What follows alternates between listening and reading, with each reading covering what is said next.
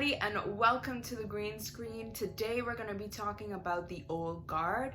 It's a recently released movie by Netflix, stars Charlize Theron. It's directed by Gina Prince Bythewood. It's written by Greg Rucka, who is also the writer of the comic book. Now, I had absolutely no idea that this was a comic book series. However, it's good to know. But today we're going to be focusing on the movie review, so let's get started. So the movie followed this team of ancient immortal warriors, Andy, Brooker, Nikki, and Joe. And this team uses their experiences to do good in the world.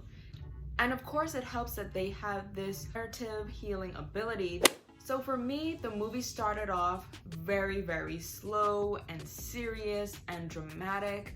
And my first impression was, this is just gonna be a long movie, and will I be able to complete it? Because I really didn't know, but I figured why not give it a shot.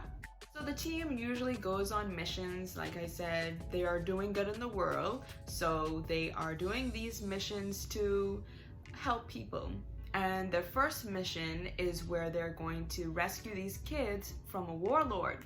So they soon find out that this mission was actually an ambush.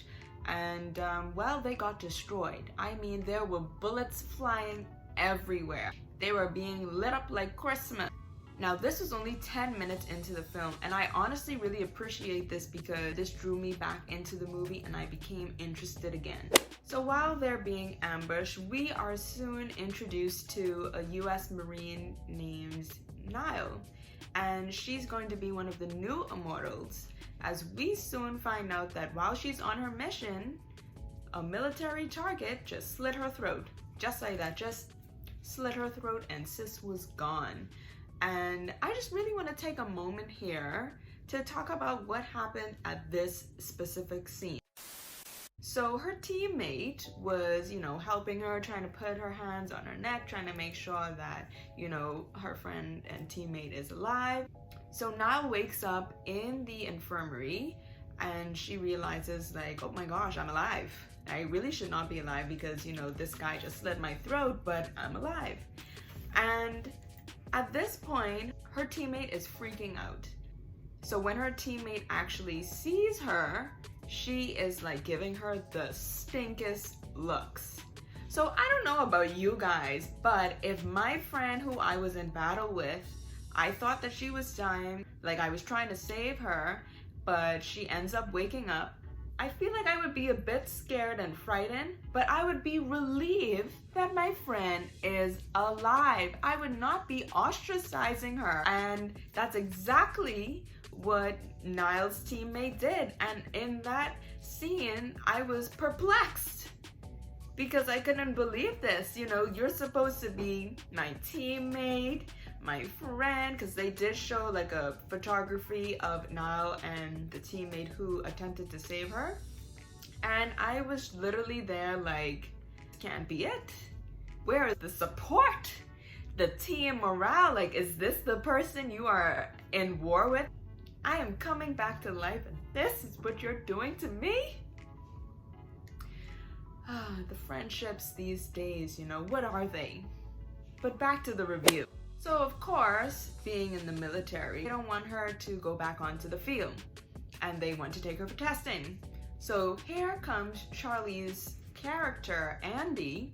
She goes and rescues her, and of course when Nile meets her, she's just like, what is going on? Like, who are you and why are you taking me?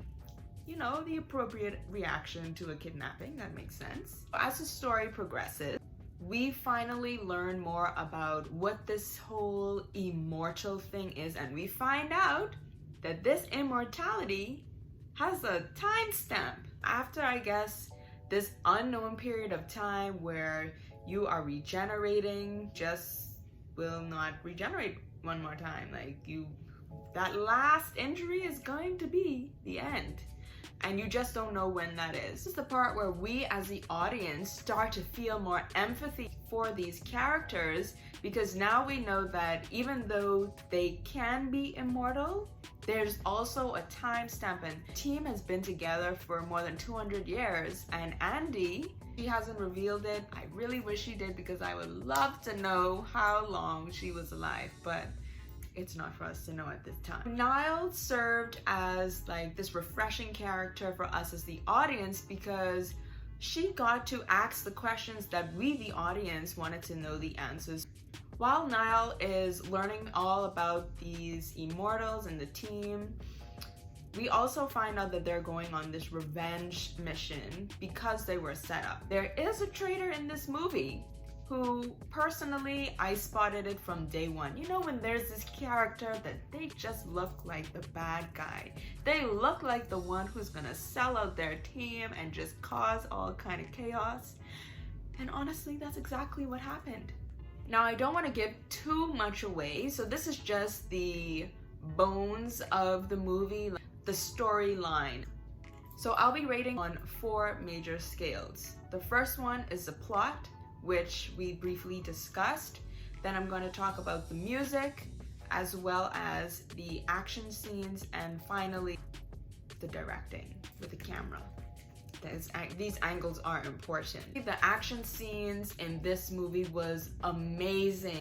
You can see that these actors and actresses really put their heart and soul, lungs, tears, eyeballs, everything into this. The only criticism that I have with this is the music selection. It definitely took away from the action scene and the setting. Like, it kind of watered it down. Just took away from what that really could be. It was very well done, except the music just kind of, yeah, I have no other words for that. So it was definitely a part of the regular plot. You know, you have your antagonist, your protagonist, the mission, and you're gonna figure out whether or not they complete this mission or not. So the villain was straightforward. You kind of got an idea of this from the beginning. There should have been a bit more to really bring this story together, make this plot just come together like what it should be. I see the potential, but I think it definitely missed it by a few. So now I just want to briefly talk about those camera angles. The camera angles, they can make or break a film and the way that it captures the scene and the moment, and sometimes I felt as though it was just someone running with their phone, and that kind of took away from the beauty of the film, right? It took away from the action. We got a bit of information about Andy, and I do kind of like that mystique and mysteriousness of her, but I would have liked a bit more information about even the rest of the team. And can I get a little bit more information about how this whole healing thing works? Like, what if you got your arm chopped off? Will that grow back? Do you have to attach it? Like, how is that gonna work? There's just a lot of unanswered questions, which hopefully we might just get the answer to. Overall, it was an okay movie. I wouldn't really go into it with high expectations, but if you are looking for just a quick action flick, this is definitely the one for you. I am going to give this movie a rating of C.